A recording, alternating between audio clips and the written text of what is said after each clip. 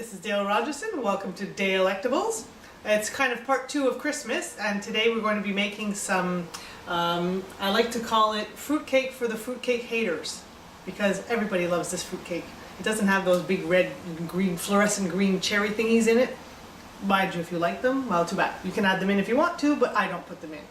So, this comes from my ultimate favorite magazine that I've been buying since 1989.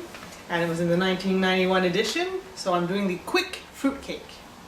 I'm doubling up the recipe because I want to make 2 of them because I like to give some away. So you saw the list of ingredients, I will give them to you again, but it's basically 3/4 of a cup of regular raisins, 3/4 of a cup of golden raisins, a cup of currants, 3/4 of a cup of chopped dates, and a cup of walnuts that have been chopped up. So times 2. In there we add 10 tablespoons of butter. A little aside, you know, the Americans, or elsewhere in Canada, we don't have it very much in Quebec, have sticks of butter. And it took me a long time to find out that 1 stick equals 8 tablespoons. You know how many times I measured out to figure out where I was going? Not anymore. So, I now cut it in quarters, make my own sticks. The butter, and we need some grandma molasses. We need 2 tablespoons. Of course, I'll be putting 4 because I'm doubling up. I measure very exactly, as you can see in this one. Oh, it's a heavy jar, heavy bottle. I should do like they do on TV when they use brand new containers. This is reality, people. And 4. Ooh. Clean that up later. I'll leave that for the cameraman to clean up. This is some sticky stuff. And we need 6 tablespoons of light corn syrup. Really healthy stuff. Not 2, 3. Probably would have been better to put this in a measuring cup, but you know,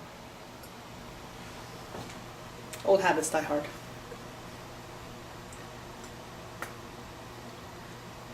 Oh my. And it's the only sweet that's in there. There's no other sugar, thank goodness. Where am I at? 7, 8, 9. Almost done, almost done.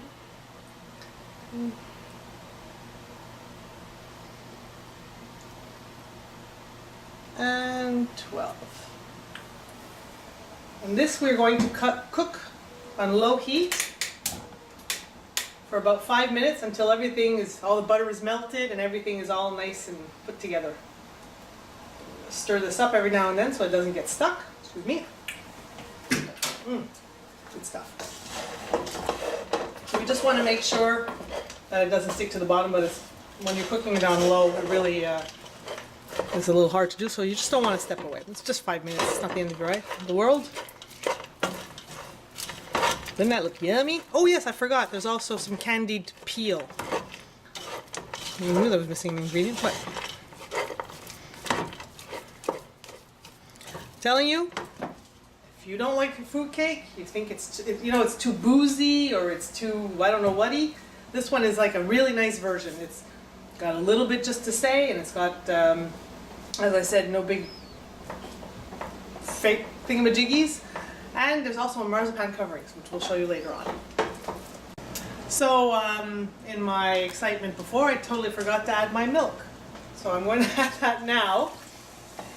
And I will only let it cook another minute or so because my 5 minutes is already up. As you can see, everything's all nicely melted. It's only going to help everything cool down anyway. Now that it's well mixed and I've added my milk and everything's warmed up, we turn off the heat. And I'll show you how we line the pans. It's wax paper that I take and I measure. And then what I do is I take the one that I use, the pencil, and I put it underneath because we really don't want to eat any lead, do we?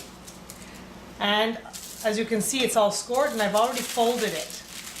Now what you do, to make your life easier, you cut the corners so that we'll be able to fold it on itself.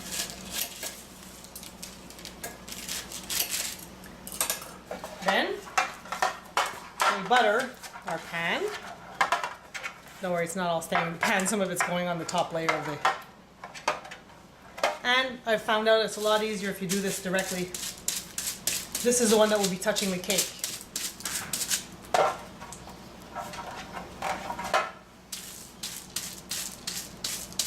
Okay. I mean, it's going to peel off, but you still want to have that layer anyway. Nothing works better than hands, just saying. See? Take a little bit layer off. Mama put on a lot of butter in there. Alrighty. And this you do one by one. You take this, you fold one on the inside, and on the inside. And once you push it in, it'll be a lot easier. A little bit of playing around.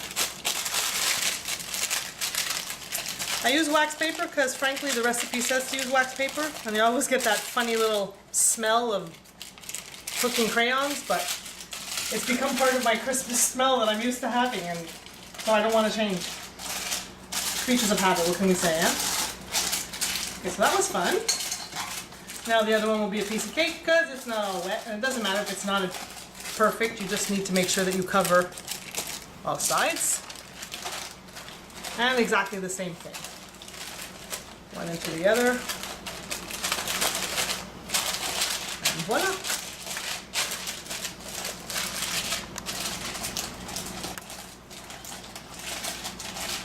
Aren't you glad you didn't have to watch both of these? It would have been a long and more tedious affair, wouldn't it have?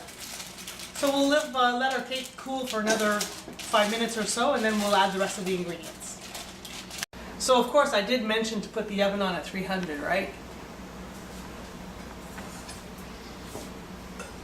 So now we add a cup and 3/4 of flour, or in my case double the amount, that we're going to sift into this bowl. Oh boy, is it all gonna fit? We'll make it happen.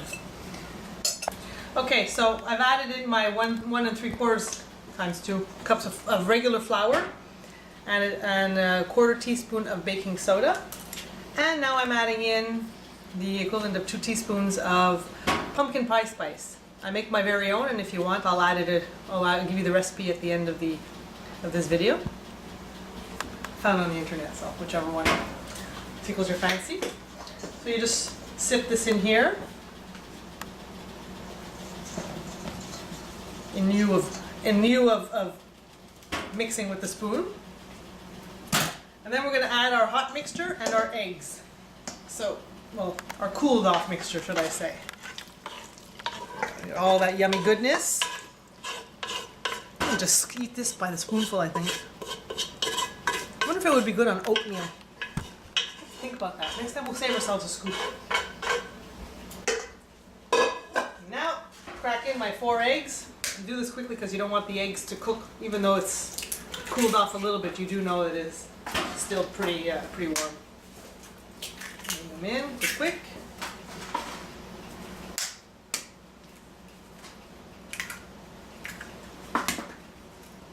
There we go. Now I'll attempt to mix this without making a mess. Should be interesting. See that steam? Woohoo! I don't know, it kind of beats the making the cake and putting it in a cheesecloth and soaking it in booze every day for I don't know how long. Although I'm tempted to try that one day. But I kind of like this one so much, and it's such a hit. This was our welcome to our dad's new girlfriend. We met her at Christmas, and she was very shy, and so there was a bunch of fruitcake cut up, and she must have eaten about half the cake. So this in reality is for Susan. Because, you know, Dad's not here anymore, but that doesn't mean she doesn't get her fruitcake. Alrighty, and that's all nicely mixed. We shall attempt to pour this evenly into our pans without making a mess. What I do first, let me put half and half. Oh my gosh, this is heavy. I sometimes like to mix it just to make sure there's no leftovers, because that happens to me. There we go. It's closer. As you can see, I'm very precise in my measuring. A little for you, a little for you, one for you.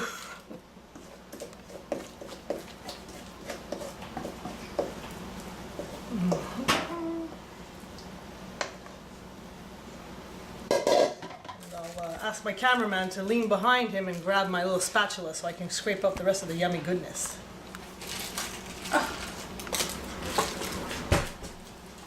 Third drawer on your left, bud. Thank you, sir.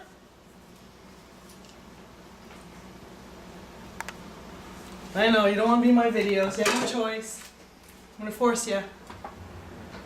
You can't see it, but he's blushing. He's not even on camera. All you saw was his hand. I'm an evil wife, I know. Smooth this out. Renegade raisin.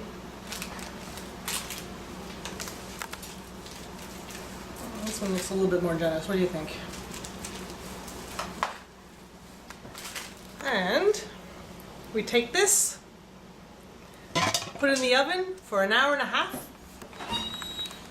As I mentioned, at 300.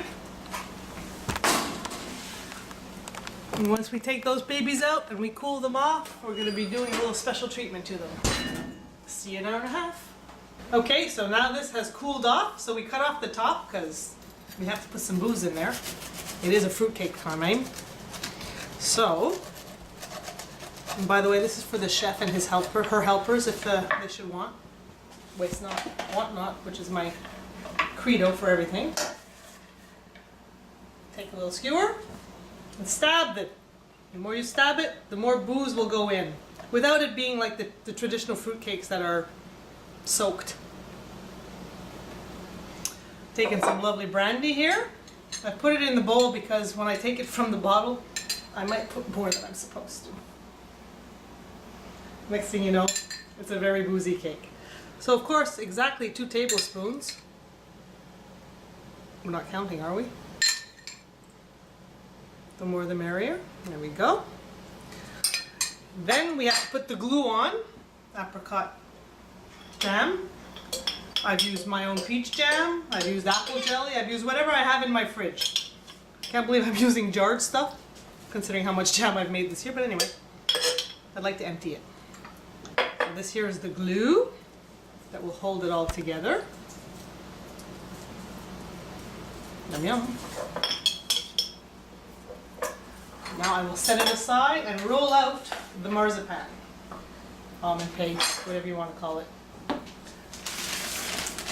Need some icing sugar because it's sticky stuff.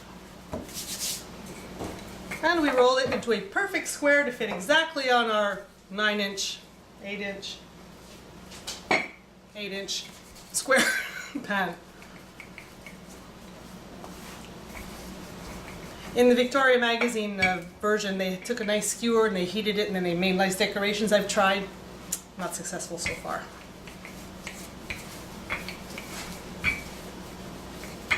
Let's see, do we fit? Perfect! Another little sprinkle. And I'll bring it over here and just make it fit so that's all purty. And unlike a fruitcake that you make for Christmas normally, you can actually eat this one tomorrow, which is what I'm going to do because I'm going to hand it out to some gift as a gift. Hope you enjoyed this version of Dalectables, should I say, and come back for the next one. Oh, and did you finish? Oh, and Merry Christmas.